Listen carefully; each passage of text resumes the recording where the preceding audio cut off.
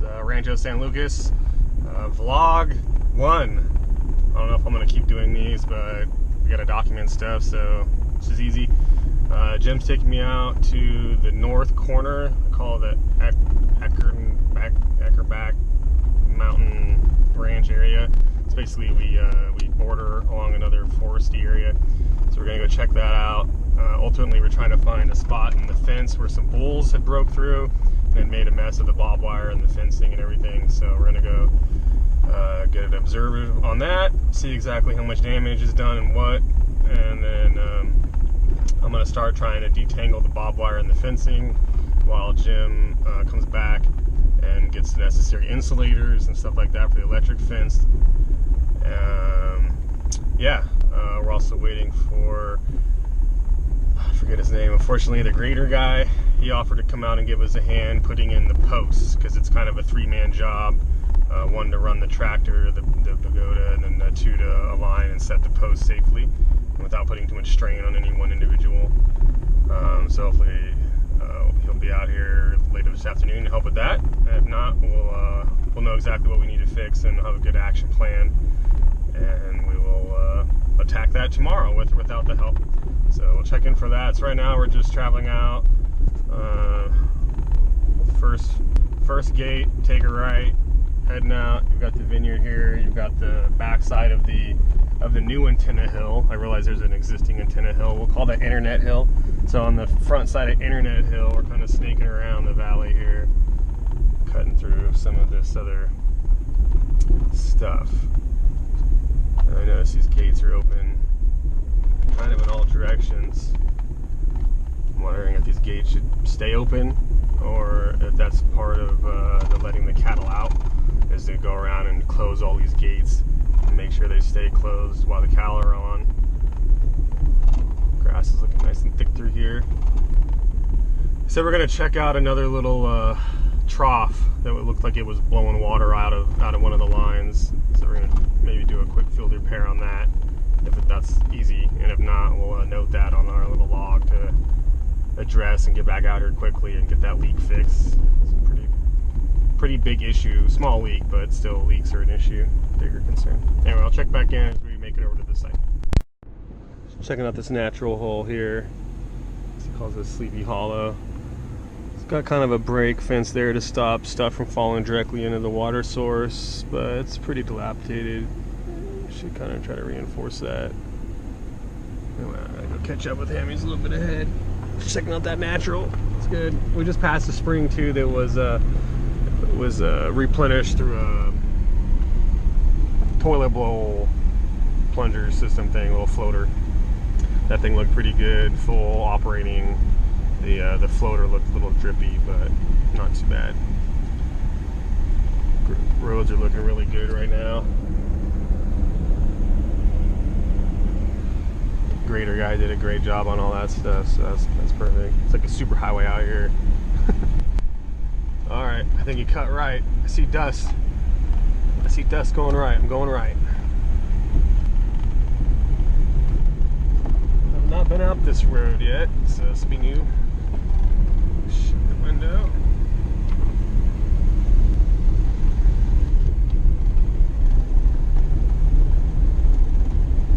Four-wheel drive V8. Gotta love it. Gotta love it. Up it. Whoa, one of those ones, huh? Oh shit. Totally one of those ones. Okay, well, good to not come racing through here. End up in the scrub.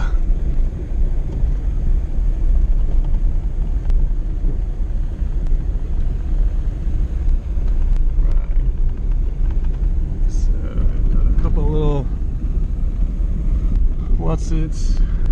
I think we just took a G cut. I've been over this way before. This looks more like the pagoda kind of grading. Not so smooth. Alright, we'll check back in when we get there. The next ring there are all part of this whole system. This one feeds off of the whole system coming this way. But, yeah. Somebody drilled a hole in that with a drill. wash. It appears to me. Look how clean cut that hole is. This is not very much pressure because it's just coming from the culvert in the ground. I don't know. Well, I can see it's eroded out a little bit since I discovered it a couple of weeks ago. Yeah, it's hard to say, but it almost looks like a pure drilled hole. it is clean. Yeah, it is amazingly clean for. This is really bad sulfur. You don't want to take a drink? No, I'm good. Oh, come on. We just made her a little fat. Yeah, you can smell it coming right out of there. Yeah, it's good stuff. It's got a little. You can tell because it's all blue-green and shit coming out of here. See, there's not much pressure behind it. See? Oh yeah. Can we just shut it off for a minute and then tap it up? No. What about at the source? Can we shut it off there? Nope. No valves? No valve. We got valves everywhere on every system at all. This is one of the older systems. Right. The round trough, you can see how it's kind of deteriorated. We patched it over the years. Yeah. It's going to need to be replaced. Entirely replaced? Entirely replaced. So you're thinking with the steel trough? Or like the other ones? Or? I don't know. Steel doesn't have the longevity that concrete does. We got concrete rectangular troughs, or we can double up troughs. Yeah. I run two troughs here, one running this way, rectangular, one running this way, and one running that way. That way the cattle can come through and feed from both sides, drink from both sides. Yeah. A little more cattle friendly. Yeah, it would be. These old round troughs served a purpose, and they were easier to construct back in the late 18s and early 19s. Yeah, what we'll do is we'll just put screws in the sucker. I have a feeling that's probably what was in there before. You probably find it down here. Yeah. Or either that or because this water is so corrosive. See, we went to plastic,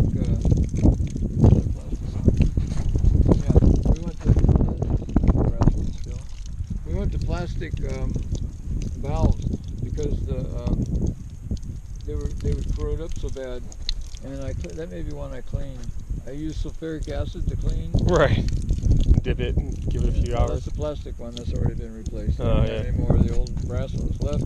Because I used to be able to buy the parts to rebuild them with, and I'd dip them in sulfuric acid for a week or two to take them out and wash them off the needle, and then put new innards in them and hone out the valve itself. It's just a little Dremel type hone, you know. Yeah. And a grinder hone, and you get another couple of years out of it. But that's about the service life of the valve. So these plastic ones have been holding up now for, I think this is the 4th or 5th year that we've used these, and we've gotten better. You know, and they're less money. They're a quarter of the money. Oh yeah. Well, there you go. Yeah, instead of $75, I think they're around 20. Oh wow. Like that. Yeah. Okay. Yeah, and if we buy them in a case lot, we'll get a better deal and have them delivered rather than me having to drive past them to Right. scrounge them at the. Yeah, because I know he taxed twice on them. But anyway. Yeah, of course. All right, we just finished checking the circular well. Just got some fittings, plastic versus brass. Plastic having a 4-time or longer shelf life, while also being a quarter of the cost. Checking out that leak. He thinks it looked like a drill made it, like it might have been an intentional sabotage type of thing. And he wants to go put a screw in it. Hold on, I think we're doing some here. Let's see what he's doing.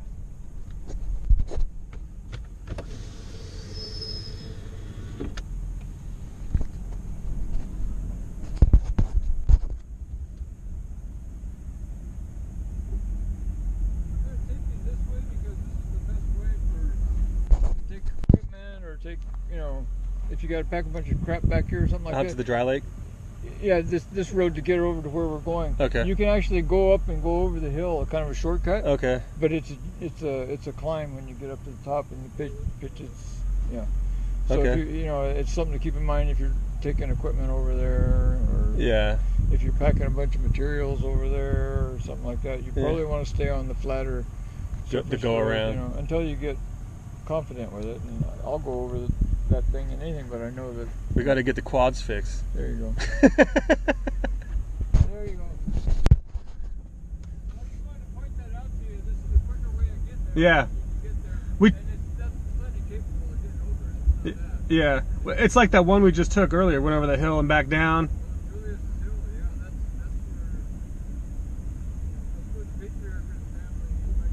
Yeah.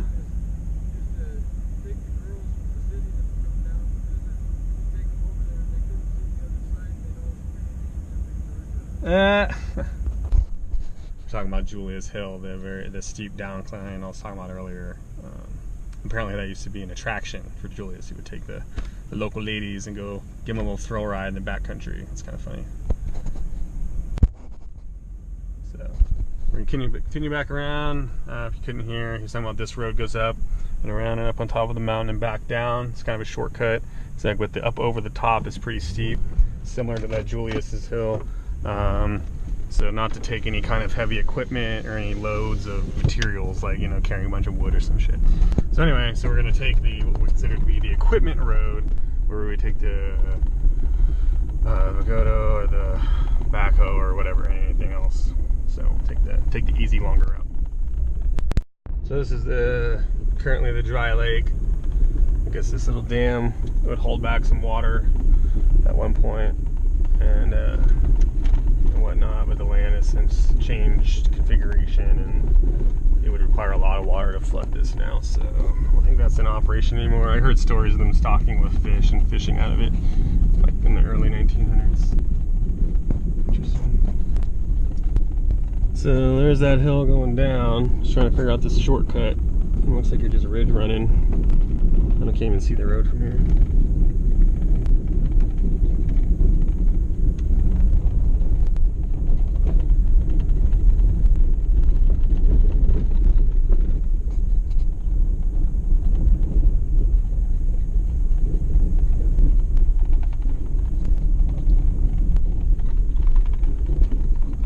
That's the road that loops back around. We passed a fork, we stayed left, and one went right. I think that one loops back.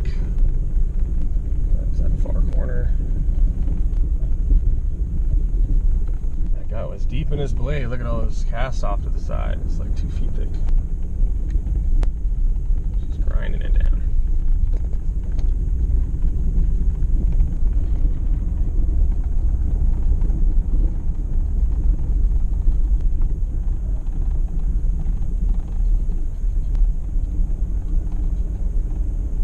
Ground squirrels running around out here.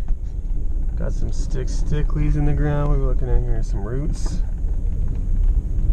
Some roots.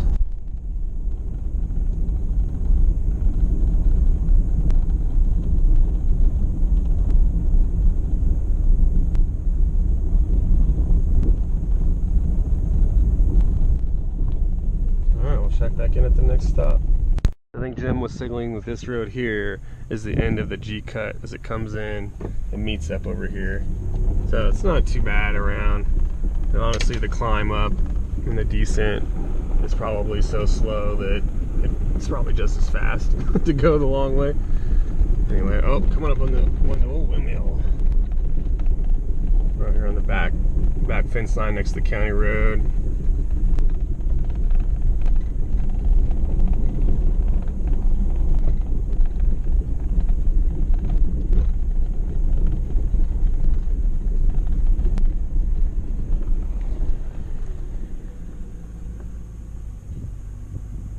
That one's totally deactivated. It's got nothing. It's for looks. Keep it on the county road for looks. Don't work. So I got one back gate here. Interesting, off of this county road.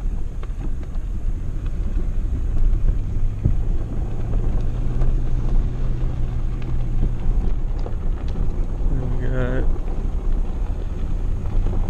appears to be a double fence, electric and barb. I got the hot wire for the cow.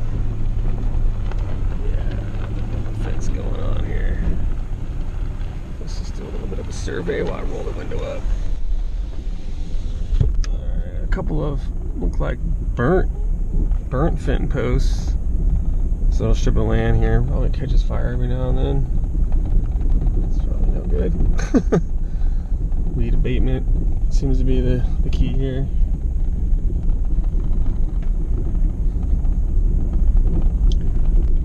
This one's a little better. Small fire, that's a good sign.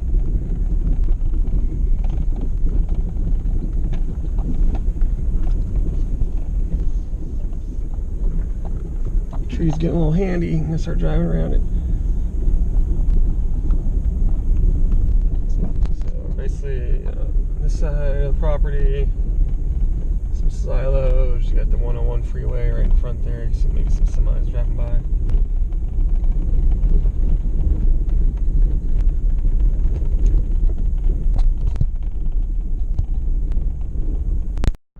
So we're at the shared fence now. We're checking out the insulators. See the wire going into the black thing, then one without the black thing, then black thing, one with and without. So all the black ones are hot. I'm assuming these other ones aren't. Looks like there's pins that go through that keep the wire in. Some of these have been damaged. A lot of them are missing the pins, and the wire is able to come out. And if the wire is able to come out, it's no longer insulated. And if it's no longer insulated, it can ground out and cause a problem. So we're trying to prevent problems by keeping these insulators fully good, making sure everything is in order. There's a pretty bad one back there. I started recording just after, where insulators are actually pulled off the wood and were like flipped down, and insulators were like touching on. So this is a good example of an insulator that's no longer holding the wire properly. So you've got this post here, and it looks like, honestly, there was one above it at one point. It's just missing, and then there's one down here which isn't even in use because that's a dead line. So it might be, and they probably just try to stretch it down to that one, and that forced tension just ultimately pulls it out over time. So probably better to just relocate that one than to try to use it at its location. Actually, I think I just saw the yeah, right there. So right there you've got the insulator for that line that had come detached, and it basically just slid down all the way. So knowing that, I just run it back, hook it up, no problem. So we got Jim and Emily Lou stuck up here. They're checking something out. So let's go see what they're doing. Oh yeah, look at this. Boom. Just eating it off the fence. I got nails through it to hold it on. I don't know if nails are the best solution for an insulator retainer, but maybe, I don't know. Got some broken sticks, some more busted insulators. Oh yeah. Oh god, yeah. Just wrecked. Jim was just checking it with some kind of device. Let's see what he had. What was that in your pocket there? Fault finder. Volt finder, just seeing if it's hot. It's fault finder. Oh, fault finder. Yeah, it tells you if there's a ground, which way your deal's running, your current's running, and it'll show you approximate power and nice. You know, everything. It's just a little. I'll get you one. Yeah. If I can still get them, I hope so. They should have better ones than this. But you pop it up underneath the hot wire, and it'll give you a reading. See? Well, we just gotta. There's a pulse coming through, believe it or not. Yeah. You saw all the mixes up and the grounding out on the metal poles and stuff like that. Yeah. So, we don't have as much work to do here as I was kind of dreading. Yeah. Now that I look at it, because we have a fence, we could actually put cattle out here now, and we wouldn't have a problem because they're gonna be able to smell this coming through here. They'll smell the electricity coming through there. Yeah. Even though it's not full strength. Yeah. And they'll have a tendency to stay away from it. That's because we conditioned them in that hot wire field. Yeah, right. And that's the whole idea of doing it that way. So they see it and they smell it and they're like, avoid. And they have experience with it. They've rubbed up against it already, and they already know that the fence is no bueno. Right. You know, so we'll stay away from that wherever we see it. So it looked like only one stake was really busted. Yeah, there's not. It's not as bad as I thought it was. I thought we'd be putting posts in. I made a real quick trip over here the day the grader operator said that it was tore up pretty bad, and I was a little worried about it. But now that I look at it again, and not so much of a hurry, the main thing is we got wires that need to be untangled, like this bunch back here that's all wound up. It's grounding out on itself there. Yeah. Because we have ground wires running through here, and they're just, the hots are grounded on the, you know. Yeah. So, I don't like these steel pickets though, but they're a temporary fix until we can get posts. These fiberglass bats that we use stiffeners. Yeah. That you see, they've outlived their usefulness just about. The sun's degraded them to the point to where they're very brittle and they're splintering, and you don't want to work on them without gloves because you'll be picking fiberglass splinters out of your hands. Yeah. But what we'll do mainly is make sure that we have no grounding out, and straighten the wires up and get all the wires and put new insulators on. Yeah. In places where they pulled off, and that's just a constant battle, you know. Well, like I see this one's insulators are down here on this pail, so we can just slide them back up and then just nail them back in.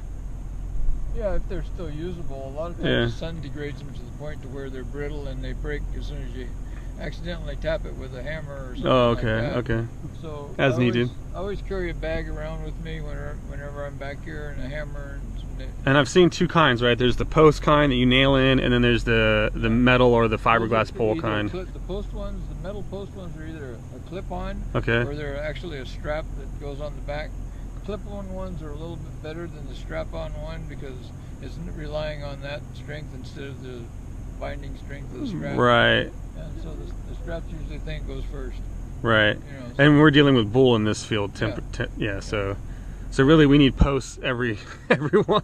Well, eventually that's what I'd like to do over here is I'd like to put more, instead of using these fiberglass bats as stiffeners, you put a post in between these two big posts, and that strengthens this area up twofold. Yeah. You know?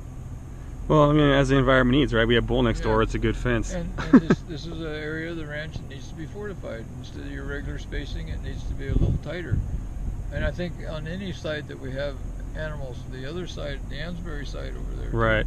We want to make sure that we do that because we're keeping them out as much as we're keeping ours in. Yeah, exactly. And maybe theirs aren't conditioned to the fence and shit. So well, no, and if they get in, they're eating our feed too. So. Oh yeah, no, pay rent, pay rent. So anyway, finders keeper though, right? Yeah. But it keeps everybody happy too when people's animals aren't getting in other people's. I'm gonna go check out this grounding here on the video here. You got any loose tape? You're good. Alright. It's good to see her.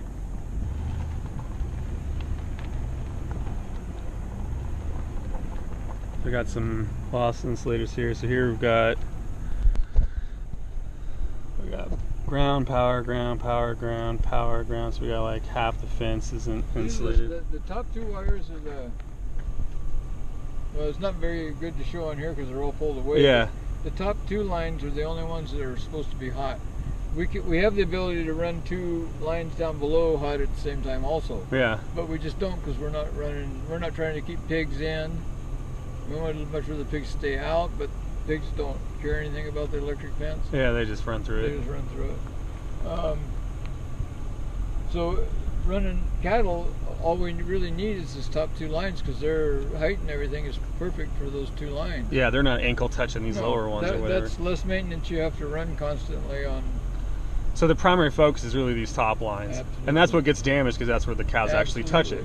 Absolutely. Yeah, and then if it's down here, it's probably pig or some other thing got trapped. It's critters going underneath there. Yeah. And we don't want to. Yeah. That's cool. Now see, we got grounding up here on the steel peg. Yeah, I'm gonna check this out. So right there, we got it right there.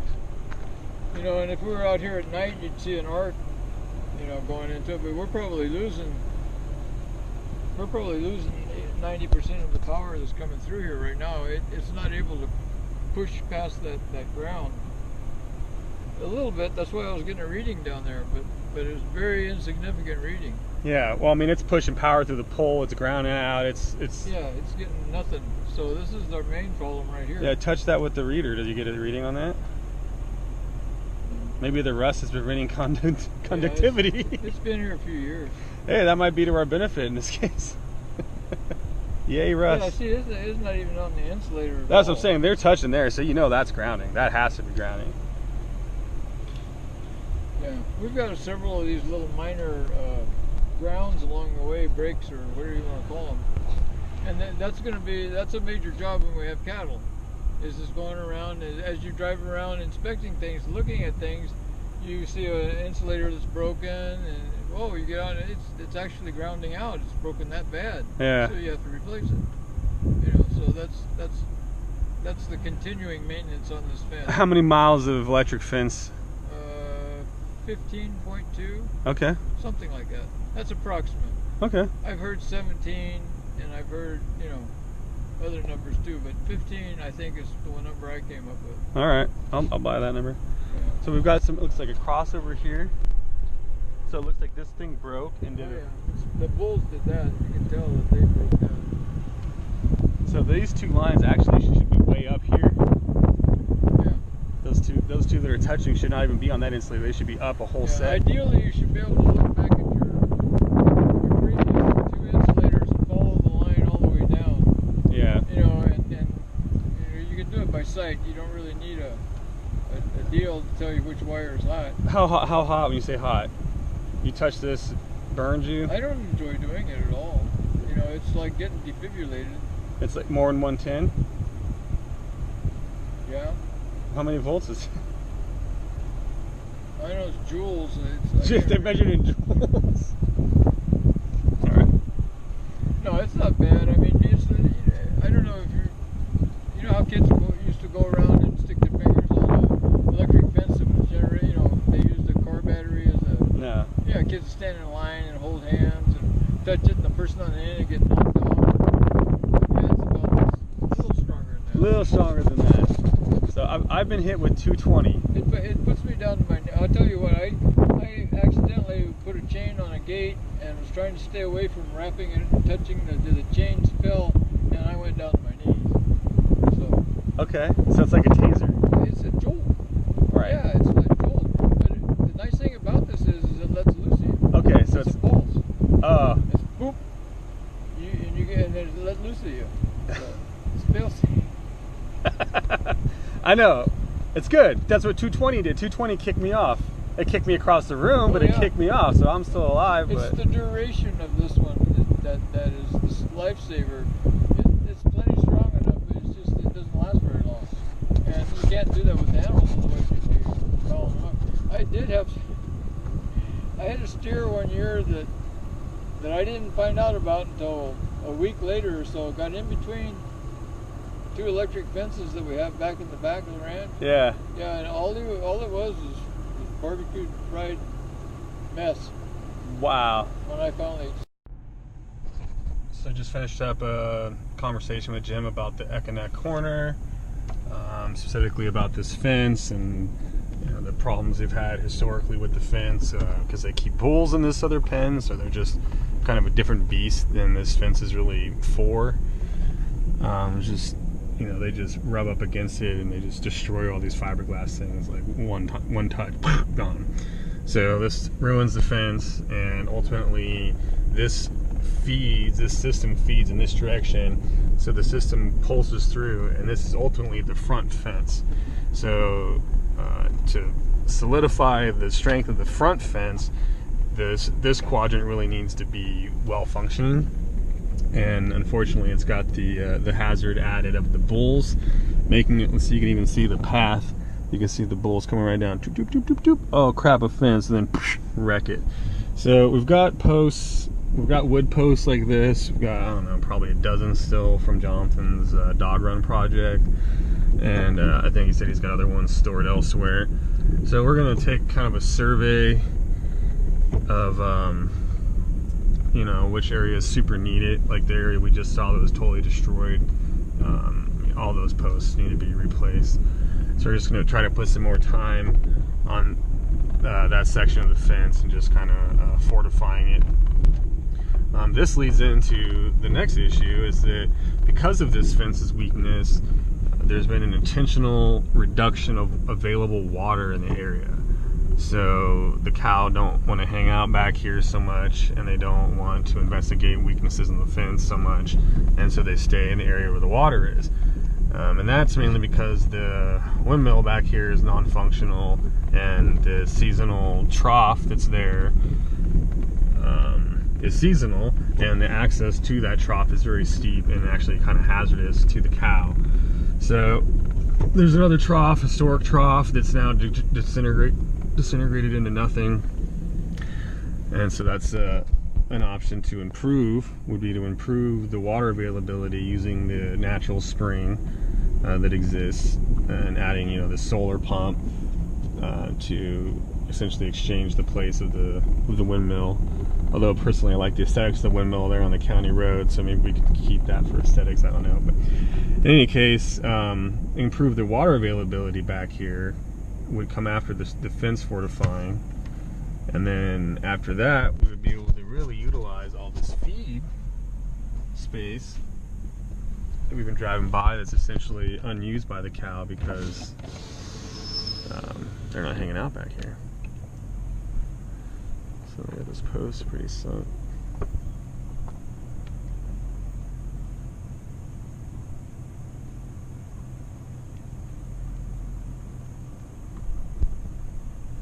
That whole one's just like toast.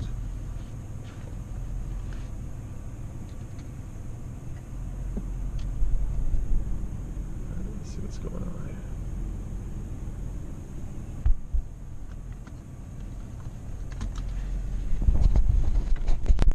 Checking the other corner, and mentioned that down pole. I said in the past this was lashed to this pole here, and all the wire insulators were working, but now that that one's fallen over, the wires are allowed to just touch the steel pole in various spots. So, as we talked about before, negative, positive, negative, positive. So you've got a grounding pair right there with a chance for a wind slap to ground it on the top. It's kind of hard to see. It doesn't look like there's any more scoring or anything, but let's see here. Come around here. This little intersection.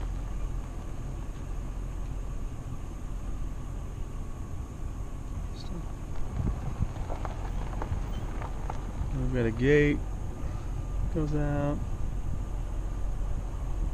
Goes underneath. Huh. That change should be better.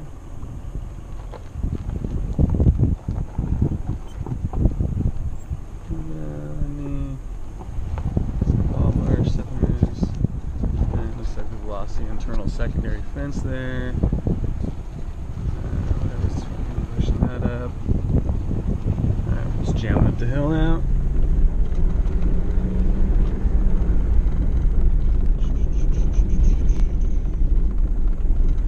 Called this the hole. This area back here, this pit. Up on the winery now.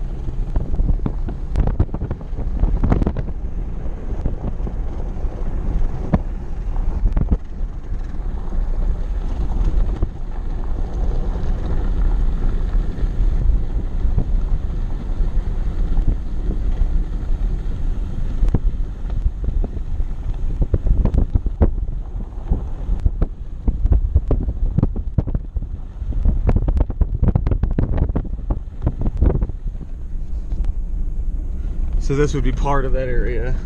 It's just not really being utilized by the cow because limited water, because questionable fence, because aggressive neighbors. So we're gonna look at getting that fence repaired ASAP, and then identify posts that are very weak and that need to be reinforced with actual wood posts. And it would be easily accessible by the Boda and its drilling thing, so it doesn't have to be too much work, but still like really help out that section. And then back off Jim here, got this dust storm going on.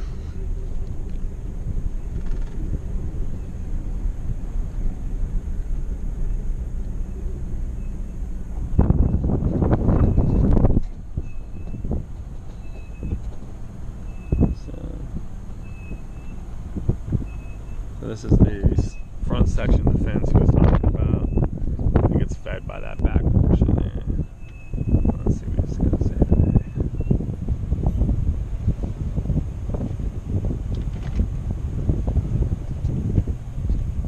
See how this is choked with the thistle and the Russian thistle and the mustard? Yeah. Now, when you first look at that, it looks like it's a real mess, and it is a mess. But cattle are our saving grace when it comes to this on this side. The thing is we'll have to come after the cattle have made a couple of sweeps through here and knock this down and eat whatever they're going to eat. There may be still some on the vineyard side of our fence. Yeah. That the vineyard probably will not take care of. Right. And clean up. Yeah. So we'll have to, kind of keep an eye on that because we'll get stuff choked in there, and it'll, like I said, when it gets wet, it diminishes that signal. So, okay. So you're talking between our hot fence and their retaining fence, and then there's also a barbed wire. There's 3 fences here. Yeah, right. So this is a new fence that they just put up. This one here on the vineyard side. Yeah. Yeah. So that means they'll not do anything on this side probably at all now. Right. Before. They would occasionally spray it or clean it. So what we'll do is we'll make it a part of our spray deal to spray over. We'll spray a little bit farther, a little wider berth when we go to spray sterilant and stuff, so we don't end up having this problem, because we're going to have to be contented with it. They're obviously not going to be taking care of it. So. Well, that's good. It looks like, was it a pig fence? Yeah, it's a deer fence. They call it deer fence, pig fence.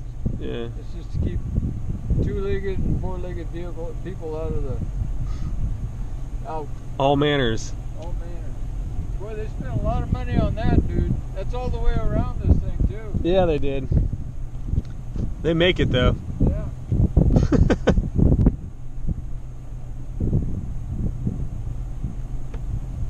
So I don't know if you can see, but there's the hot fence, then there's a barbed wire fence behind that, and then there's the new, like, 6-foot with triple barbed wire fence the vineyard put in. It's totally mesh. So that's good, because we'll get less traffic from other animals that would typically be chilling in the vineyard. They'll stay in the vineyard. They probably think they're getting it from our side, which they might be. So we'll see how that goes. But yeah, you can tell there's a definite walk path along that hot fence. Like you said, they just eat this down and we come in and just kind of do the finish work. Thanks, cow. Looks like we got someone else on this road over here. What the heck?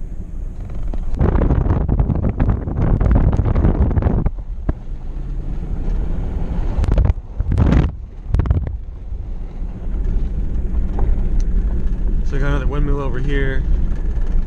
It looks set up. It's got pipe. It's not spinning, but looks like it's set up to maybe run.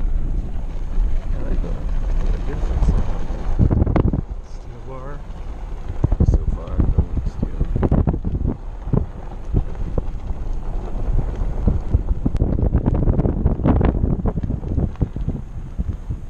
Oh yeah, look.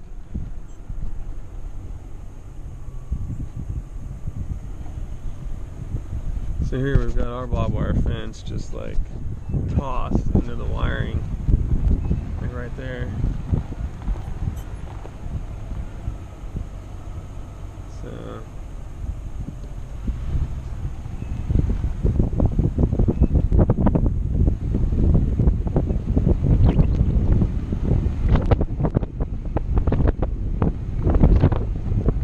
we have to take a really good survey of this fence lines. It seems like maybe these other fencers weren't really giving too many concerns for our fence or placement of the down lines, as it were.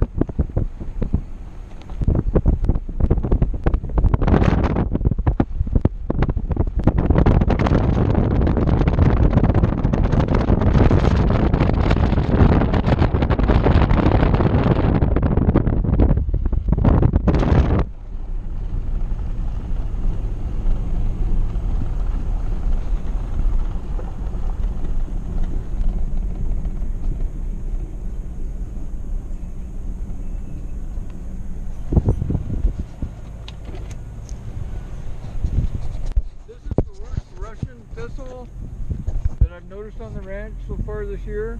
We always have a lot of Russian thistle, and the ideally is if you can get it early on and spray it and stuff, but we had late rains this year. Yeah. And so it wouldn't have done a whole lot of good. So that's why we've got this thistle that's so green this late in the season. It should be already dried up and getting ready to tumble. Right. Ready to break away from its root and start its journey. And we're far from it. It's still got a ways to go. Yeah. And that's nasty stuff too. It's got all kinds of little thistles on it that nail it. But what we usually do is stack it up and burn it Yeah. in the wintertime. Big old stacks makes nice, bonfires. But just someplace that's close to hand, bunch of it together, and then come out some morning on a burn day, and I'll tell you how to do that and how to call to find out if and how to report you're going to be burning for the day and all that crap. Right. Don't freak people out. Yeah. Yeah, it's a good idea to let the forestry know so that they don't send the unit down to find out what you're doing. Have lunch. Yeah, but this is going to have to be, I'm afraid after it dries it'll be better, won't be such a problem, but I'm really questioning it right now because it's so green. Did you see that the barbed wire fencing back there? Yeah. It was like kind of tossed into the hotline. Yeah, that's going to have to be lifted off. Yeah. Moved or cut and taken away.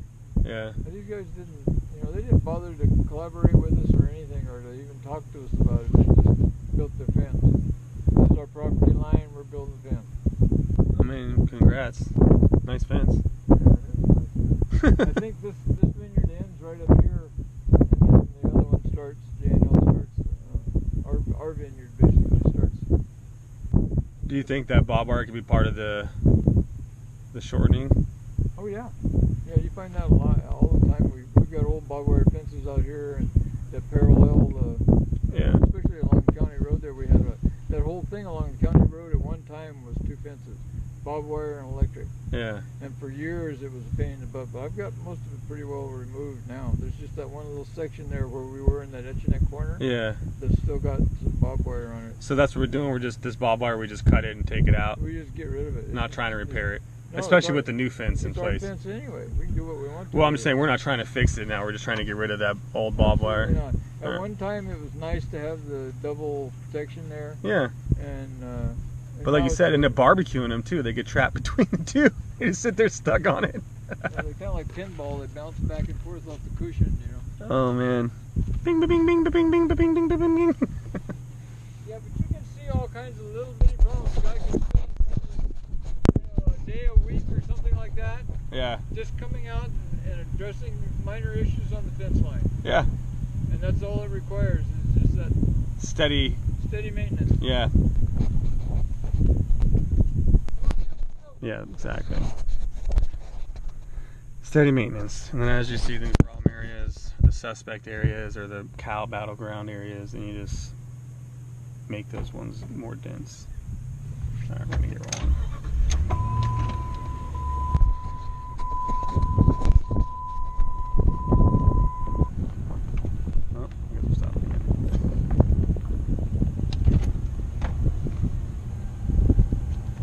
Take advantage of this while I've got you. Jim just used some little orange tool to rehook that one up on the insulator. You notice that there's pins, no pins. So the key thing here is these pins evidently get busted out.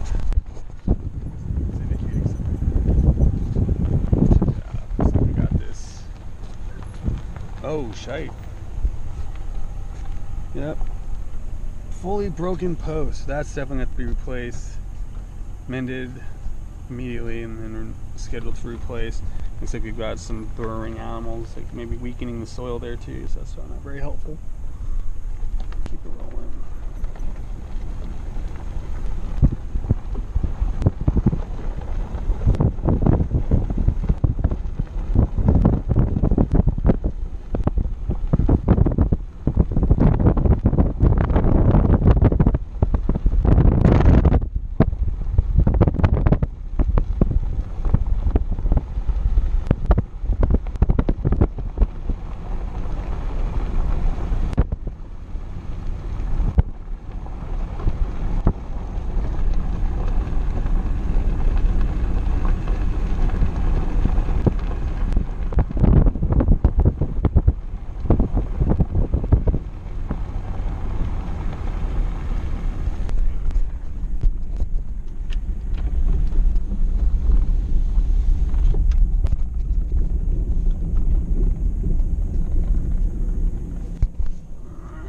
Just got a strengthening post there or something. Cut this corner.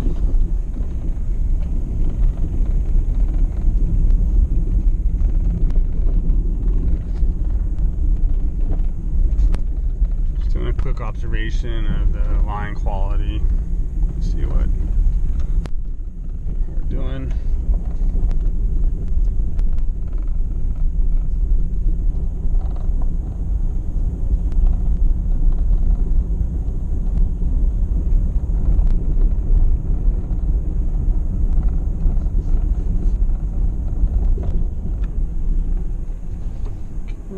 Really tall. I wonder which ones of these ones are energized, if at all. We've only got the cattle height ones energized.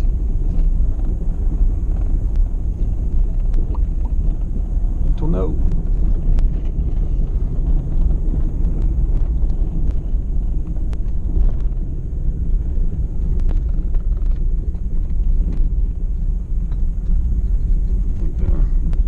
The ones up there, you're gonna have to actually get out the boots and hike. Go find it, make sure it's good. Gotta get out the car.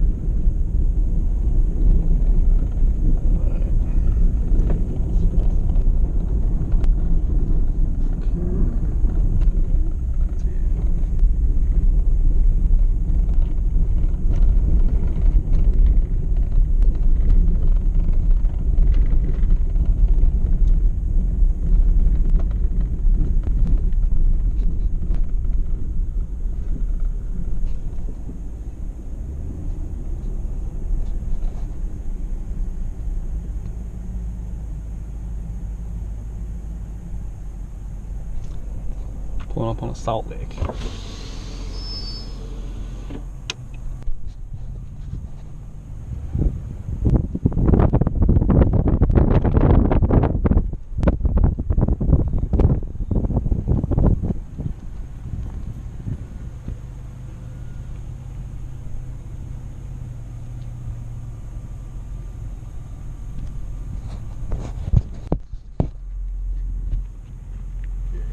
Never get lost on the ranch if you go to the fence line and follow the fence line in.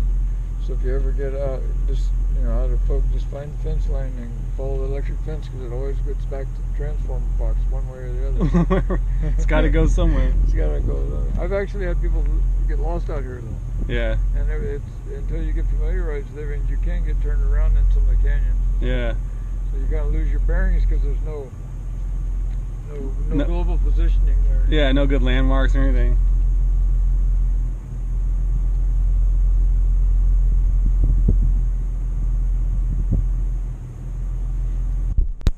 The rest of water hanging over that, but there's no water in those things. In those troughs, is there? Let's go check it out. I don't think so. No, the slope's down.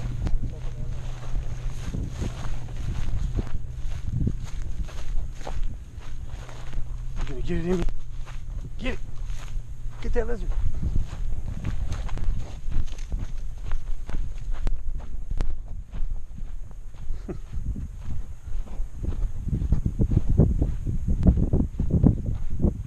It's got water, but it's low.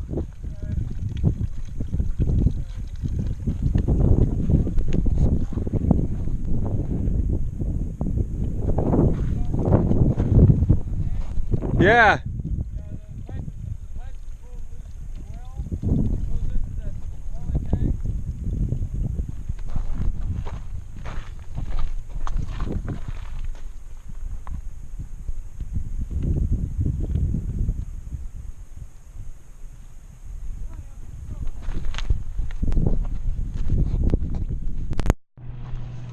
I think this was a 20,000 gallon capacity, if I'm not mistaken. They said just put this poly in there and use it now. Yeah, it looks like there's some decent leaks on that cement, and you get all this dumpage. It feeds in. The overrun from this spring up here. This is that artesian well. It's got the gas in it. You can light the big back up above it at night. Oh wow! It pushes water up the same rate whether there's a drought or not. That's amazing. What has happened though is there's the pipe that comes from the well casing. Yeah. Over there. There's that weird flux year after a drought and a good rain. So you think everything's pretty full to the max because we got good rain. So we had 5 years without very much rain. Ground sucked it up. Yeah, we have a long way to go to get back up to normal. So that'll probably need to be reattached up there. We'll be able to see it really easy. It's just fitting. I think what it is, the pipe sags a little bit over time, and then it'll pull out of that coupling. Yeah. You know, pull back, and then you just have to reach up and pop it in there. So. Prop it up with some rocks or something. And then it'll start flowing down here, and then there's an overflow in the little pond up here. That when the system's working, the overflow, when this gets full, when this fills up, it goes right into that pond. So the cattle drink out of that pond too. They actually prefer the natural, yeah, let's go. Natural water. Ever get any animals fall down in here? What's up? She's trying off in the wet dirt. Oh, you're busted. Amy Lou got busted running in the mud. Mud dope.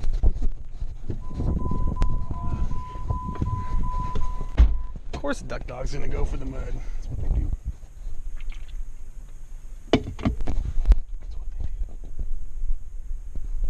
We're gonna check out this. It's calling the artisanal spring.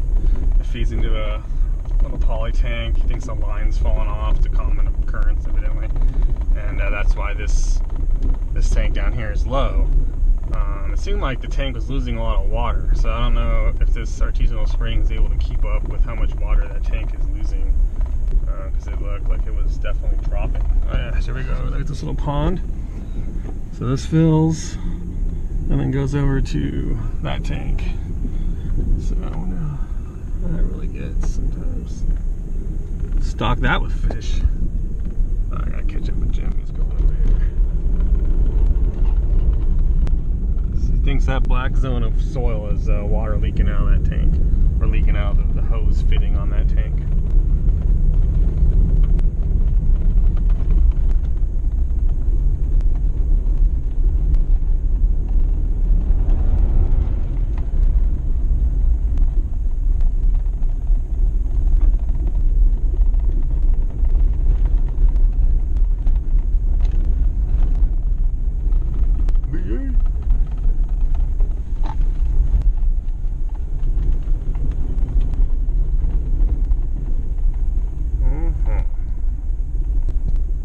We're just gonna head back in, so check in on the next vlog.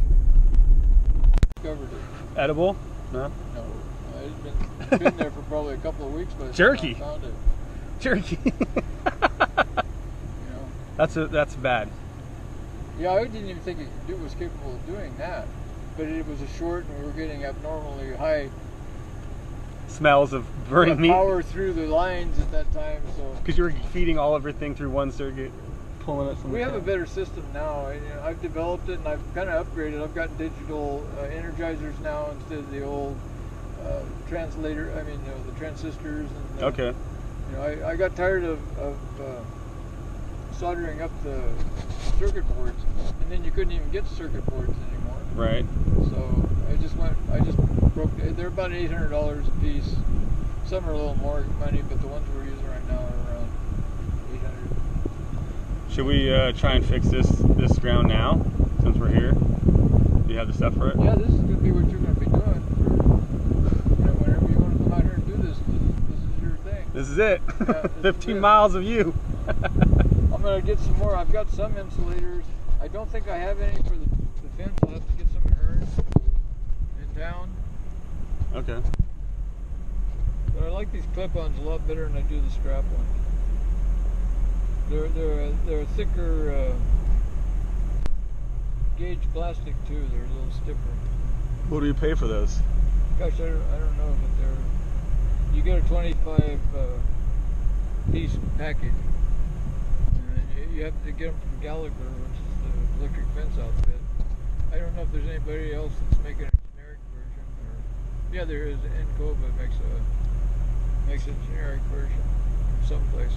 But these last a lot longer than those other ones do. Well, how much is a 25 bag?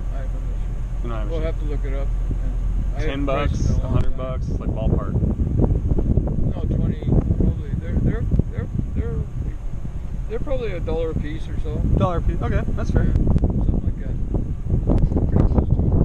Well, when I buy this next bag, I haven't bought any. I had stocked up for. I'm probably using the last bag now, and it was 4 years ago when I bought the last one.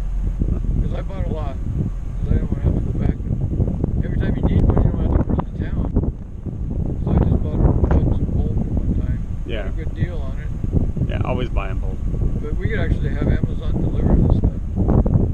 That's what's cool. Now we can order from Amazon. Yeah, see those towers over there, those grain towers? Yeah, grain towers? Silos? Yeah. The small ones there, the storage ones? Yeah. Yeah, that's the Etchineck corner right there. Etchineck corner. This is it, the Etchineck corner. And that's Etchineck Farm or Ranch or what is it? Well, this is Etchinecks had the ranch. Those are the owners, the Yeah, Etchinecks. they own they're similar to Trasconi's only. They have river bottom and a little bit of hill. They lease out this property to the vineyard. It's like half of what you see up there in front belongs to J&L, which used to be Trasconi. Right. You know, and this stuff is still retained by the Etchineck family. They lease it themselves, That's good. which would have been the ideal thing to do for Trasconi instead of selling it outright. But anyway, so and then they have a little homestead over here too. That's part of the ranch, and they bought over the years. They bought more ground over there, so they run cattle over there. Okay. Yeah. Here, this concrete tank we used to use until it got to the point where it leaked a lot. Yeah. And this, you know where we were, where the water was squirting up? Yeah. Okay, that's where the water for this originates from. Is that system back there in the back? Feeds this. Yeah, feeds this. Okay. Plastic pipe all through. But anyway, we'll go over that shit. But this got so bad, I bought a couple of these big 5,000 gallon polys. And just put it in its just place. Brought it out with the backhoe and dropped it in there with the backhoe. So the cement was the trough, and now that's so leaky. Now the poly insert is the 5,000 gallon tank.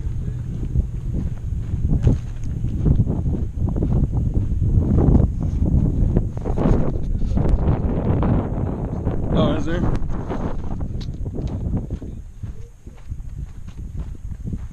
There you go. Pipe protection and ladder in one. That's great. Almost dropped it down there.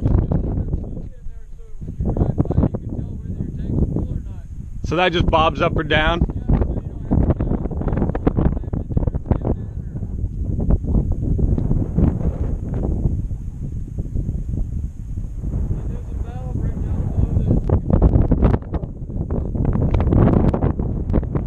How long does that take to drain?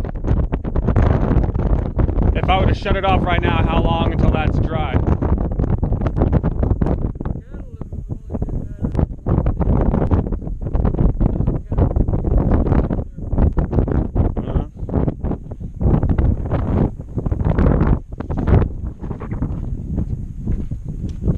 Check this out.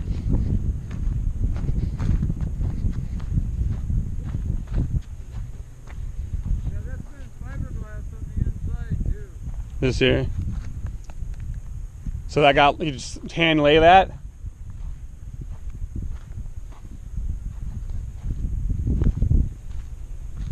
Looks like some fun stuff.